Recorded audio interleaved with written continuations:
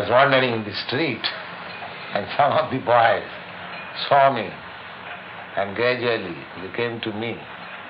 And actually I did not try anything for developing this institution. The boys did it.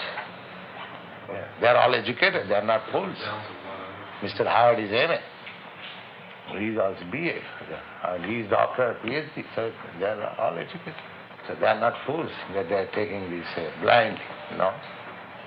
Most of my students, they were under the spell of this LSD, but they are given up everything. They're simply living on this chapati and some fruits, and that's all. They don't eat meat, they don't want wine, they don't want cigarette, they don't want tea, coffee, nothing. And they're chanting Hare Krishna, they're following my instruction. So I'm getting good hope. Swami is eating upstairs? Yes. Meal is composed of rice and this soup, which we call dal, and a combination of vegetables, and the chapati, which is made out of whole wheat.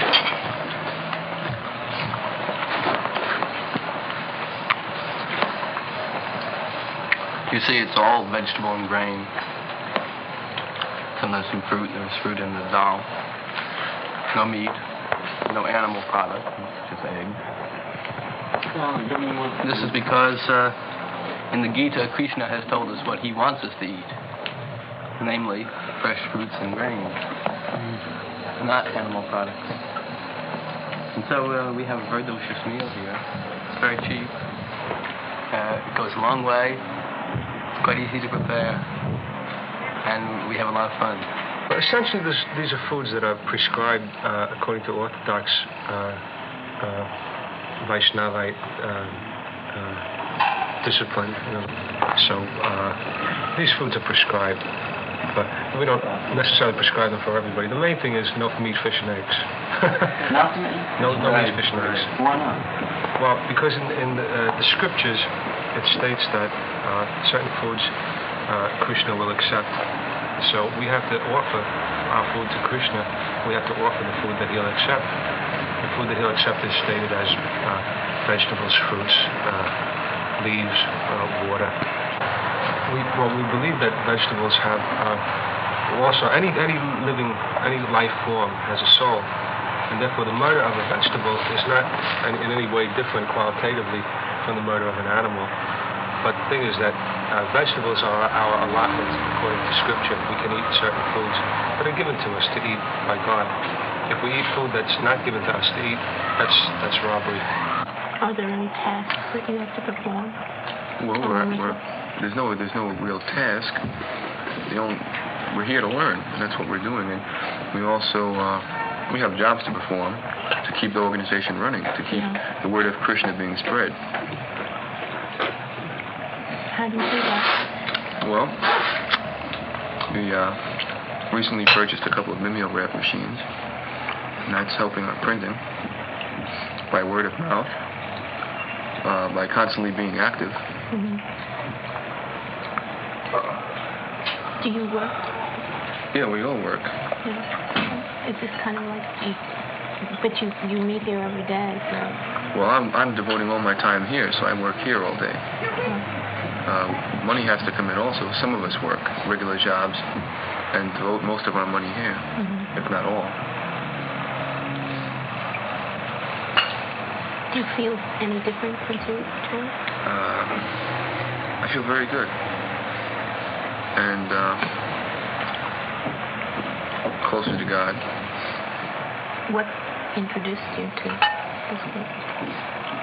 A friend of mine told me about Love Celebration at Tompkins Square Park, which was last Thursday, or Thursday before last. And I knew I had been seeking a guru for a while. So Krishna sent me there, and I was there. And after meeting some of the initiates, I knew that the Swami really had to be into something. So I came the very next morning, and I've been here since then. I came here in America in September 1965. My mission is to preach the philosophy of Lord Chaitanya, chanting Hare Krishna, Krishna Krishna, Hare Hare, Hare Rama, Rama Rama, Hare Hare. This transcendental vibration will cleanse the dirty things of the mind. It doesn't matter what he is. This transcendental vibration is equally appealing to everyone without any question of language, nationality, creed or caste, because it is coming forth from the depth of the soul. This simple vibration can deliver the people of this age to salvation. Human life is meant for getting out of the threefold miseries of this material existence and forgetting their life's aim. They have become too much materialistic, and the result is that actually they haven't got that peace and of mind or peace of the world which they are anchoring. And if they take to these chanting, transcendental vibration, their mind, the dirtiness of the mind will be cleared, and they can clearly see their actual identity as part and parcel of the Supreme Lord or Krishna, and dovetailing their activities in that relationship, everything will be sublime. I think how we're different from drug people also is to realize that God is here and in my heart and all over all the time, but we're realizing this consciously. To know these things consciously, not just to accept it once and then enjoy. To know this moment to moment. Well, I've only tried marijuana, but I've never taken anything else. You might say I was fortunate enough to have my self-realizations and other changes without drugs. Perhaps Leary and some of the drug followers, they are functioning high on a low level, and we are functioning high, and we are functioning low on a high level. Could you explain that? You get that?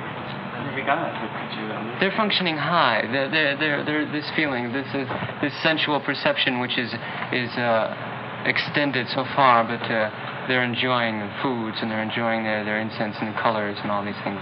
This anybody can do. And we are not enjoying these things, but we are functioning on this high level, on the level of God. But we must consider ourselves as the gopis, so that we can love Krishna that much more, that we devote our whole lives to Krishna, and we must consider ourselves as females, you see. But let's be careful. It takes many lifetimes of perfection to get to be a gopi. Yeah. One has to be the supremely developed, perfect in perfection to be able to lullaby as a gopi.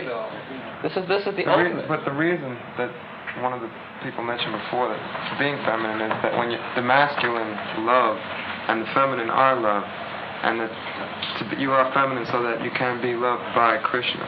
Well, does this have anything to do with being celibate, or this has to do with sexual, or that the supreme being, of course, is male because he is Purusha, as they say in Sanskrit. That is, he is the origin, he is the creator. He is the seed. He plants the seed in the material universe of which we are the result. Therefore, we are the feminine. this is not whole material creation. Well, he is the Supreme Father. That has nothing to do with it. Yeah. I may not be, I may not be. This has nothing to do with it. I just came in and I was tired, and they said, if you're tired, go to sleep. Lay down here. I mean, it's the first day? And this is your first chanting session? Yeah, this is the first time that I've been into it at all. I came about the 1st of August. Ray was here a little earlier, I believe. I can't remember the ones. And then others, of course, have come within the last week. Right. But one thing which usually happens, those who come like this, they come and they just never go. Once you come, you stay. Because the Swami has something which you were looking for. Yeah. The first thing that it did for us was give us our method of chanting, which is so powerful a method that it will work for anyone. In other words, you don't need to be the one person in a million who can really be successful in meditation yoga, where you have to spend years at that discipline without getting any place and then finally achieve it. Our method is so powerful that it will work for anyone in 2 days. Should I bow down when I don't feel anything? Should I say these words when I don't feel anything? He says, yes, because this is a training. You see, you want to train yourself. And this is the most important. And then you'll gradually just fall right into it if you work hard at it. You must go, you must practice. And this is the main thing. And then you'll become entrapped in it. So how about now? Do you feel silly? Excuse me? Do you feel uncomfortable? Oh, no. I see all this practicing and work was... It just had to be done in order to where I am now. Anyone who chants Hare Krishna, have you got the whole chant? That's a special evocation, just the same as we're all sitting here. But if I call Stanley, that's not the same as calling you. But if I call your name, then that shows my attention is riveted on you. So by riveting our attention on Krishna, we are able to use. In other words, if I meditated on the word Raymond, that wouldn't be the same at all. The word Krishna is God. The word Raymond, at least in mine, how I say the word Raymond, is not. Well, you have to concentrate on the words. You have to be sincere with the words. You have to surrender yourself to these words. And through this takes practice. It's not done in one session. This takes time. It took me maybe 4 sessions before I began to even chant. You see? What happens when you do chant, when you're in it? Well, that's hard to explain. I guess each person has a different reaction, but you just seem to open up. It seems as something flies out of you. It's like a door opens. It slowly opens, so finally it's open, and then you walk into the unknown. But the unknown is beautiful. This unknown. Well, you have every muscle of your body engaged in the exercise. You're singing, you're dancing. Your mind is fully engaged in thinking about God. And what more can there be? This is the full aim of any kind of yoga. It's to concentrate the energy to a point. And in this kirtan, your energy is concentrated on one point, God. Hare Krishna, Krishna Krishna, Hare Hare, Hare Rama, Rama Rama, Hare Hare. What more could you want?